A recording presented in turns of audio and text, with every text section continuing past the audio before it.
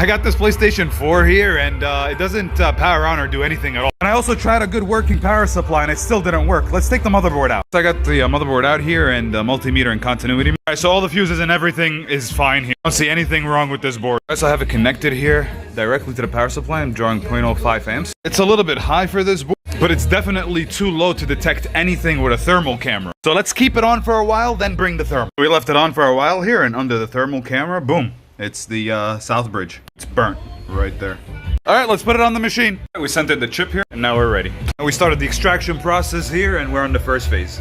I did add some heat shields here, and we got the clean liftoff. Now we're getting the donor chip ready. All right, it's almost ready here. All right, I think it's good. Yep, that's a clean liftoff here. To the motherboard here, let's clean it up. We cleaned it up enough. Now we have the chip. Let's put it on. Again, under the machine, we started the installation process. All right, I put it together here enough just to test. Let's see.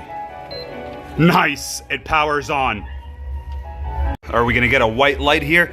We do have a white light, but the tester, oh no way, we have a short here. Terrible. All right, so it's definitely this Panasonic chip right here. Let's remove it. Remove the chip here, and I got the brand new reel. But here we go, a new chip. Let's prep it. All right, we prepped the chip here. Let's put it on. Okay, we got the chip installed here. Nice. Let's go test it. Oh, we installed it here, and we're not getting any power on the HPD. I found a short. The power line is shorted. Remove the diode here, and the short is gone. All right, I'm crossing my fingers now. Let's see what happens. Let's turn it on. And the tester kinda shows it's okay.